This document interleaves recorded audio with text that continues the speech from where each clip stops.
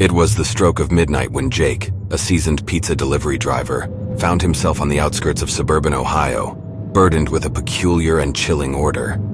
The night was wrapped in an icy shroud as he stood in the dimly lit parking lot of Tony's Pizzeria, a local joint known for its delicious piping hot pizzas.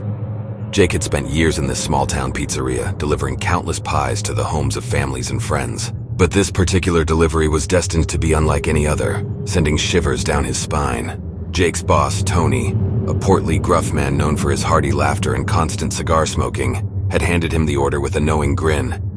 "Special delivery tonight, kid. You're heading to that old abandoned house, the one folks say is haunted. A couple of brave souls ordered some pies. Make sure you take it there hot. It's a doozy of a dare." A chill coursed down Jake's spine as he clutched the stack of pizza boxes, a weighted reminder of his eerie mission. He couldn't help but wonder if Tony was sending him into a terrifying prank. The destination he had to reach was a place notorious among the local residents, the crumbling, forbidding mansion at the town's edge. The pizza joint's neon sign flickered above, casting a dim glow over the parking lot.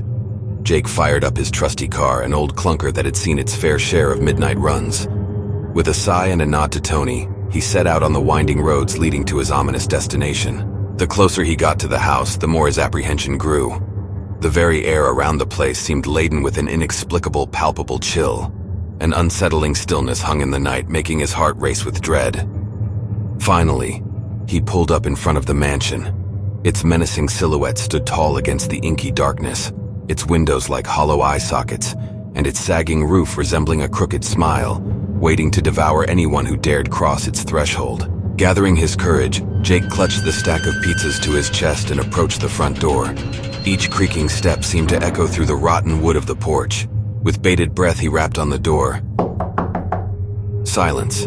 Not a single sound emanated from within the house. Jake knocked again, louder this time, and the door groaned open, revealing a yawning abyss of darkness inside. Moonlight trickled through broken windows, revealing shattered glass and peeling wallpaper. "Hello?" Jake called out, his voice quivering. The echoes that answered him were eerie, creating an overwhelming sense of foreboding that enveloped him like a shroud. A voice, almost spectral, responded, echoing from somewhere upstairs. "Come closer, Jake. I've been waiting." Fear prickled his skin. The voice had no discernible source, and it beckoned him, seductively drawing him into the heart of the house. Trembling, Jake ascended the rickety staircase. Each step was a reminder of the house's sinister decay, a macabre scene from a nightmare. As he reached the upstairs landing, the voice became clearer, almost hypnotic. He had to find out where it was coming from. The hallway stretched before him, shrouded in a ghostly mist that seemed to seep from the very walls. At the end of the corridor, a hooded figure materialized, a glint of steel in its hand. The realization hit Jake like a bolt of lightning. He had walked right into a trap, a horrifying twist to what he thought was a simple delivery. The house had led him to a murderer's lair. Pure panic flooded through him, and without a moment's hesitation, he turned and bolted back down the stairs, the killer in relentless pursuit. The house seemed to close in around him as he raced through the gloom. Reaching the front door, he flung it open and staggered out into the night. Moonlight cast eerie shadows as he fumbled for his car keys, his mind racing with dread. At last, the door unlocked and he scrambled into the driver's seat. The killer's menacing footsteps grew nearer, the glint of the blade now mere inches away. With trembling hands, he started the engine and sped away, leaving the nightmare house behind. The chilling voice echoed in his ears. Jake's heart pounded as he distanced himself from the haunted house. He vowed never to take such a perilous delivery again, determined to share his chilling tale with anyone who would listen.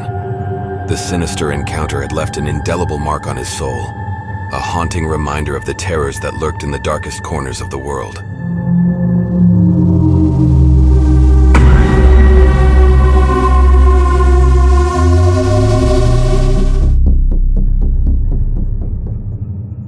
In a small, quiet town nestled at the edge of a dense, eerie forest, a group of school children embarked on a field trip to explore the rumored haunted history of this peculiar place. Among the students were two adventurous friends, Jake and Tim, who couldn't resist the temptation of wandering off from the main group.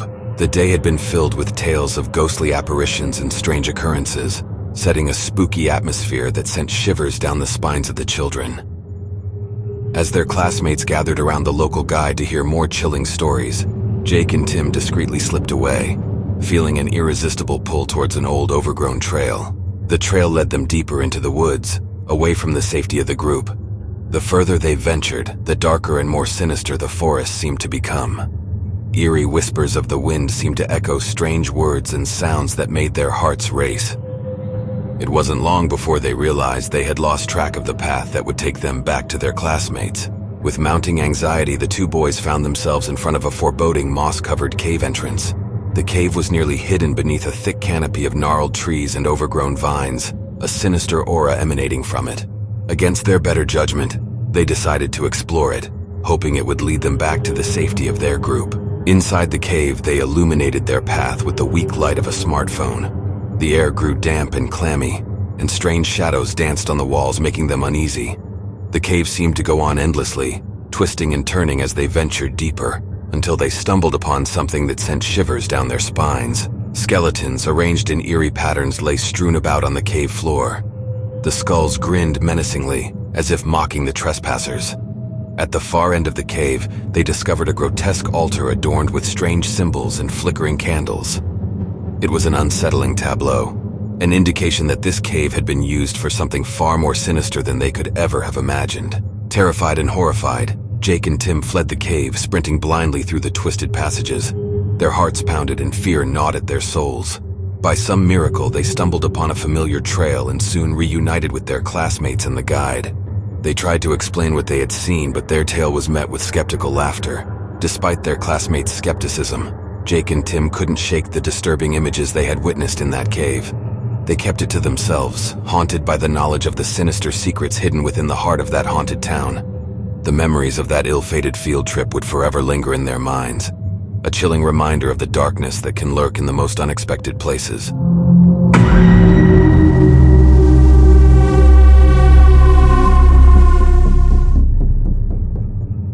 In the heart of the bustling New York City, hidden away in a dimly lit alley, there was a restaurant that had remained a well-kept secret.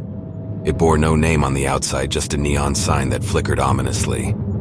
This was the place where Charlie's ill-fated dinner date would take a terrifying turn.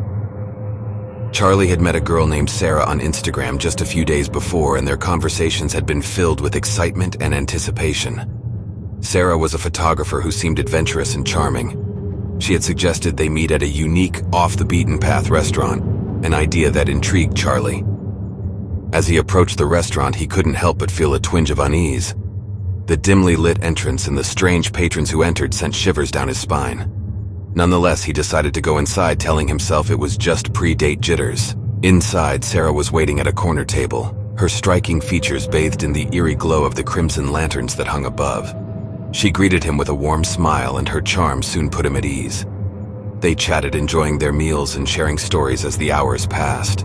However, as the night wore on, Sarah's demeanor began to change.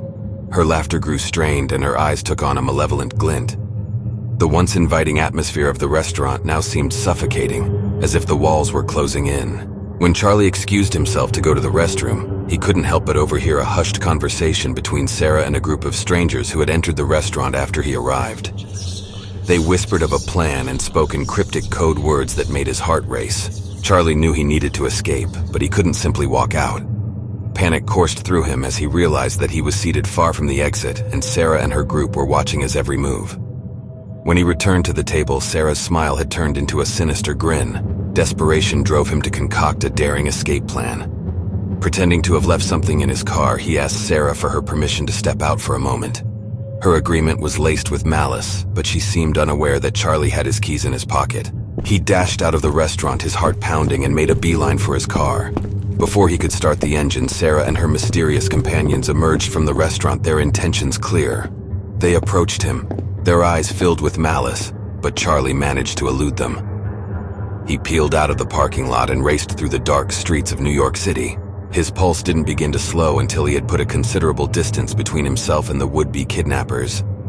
In his rearview mirror, he saw Sarah and her friends standing by their car, baffled and infuriated by his daring escape. Charlie had narrowly escaped what could have been a horrifying ordeal. He couldn't believe how close he had come to becoming a victim of a nefarious plot. As he drove through the city that night, he couldn't help but shudder at the thought of what might have happened if he hadn't acted quickly and decisively to save himself from the clutches of a sinister dinner date.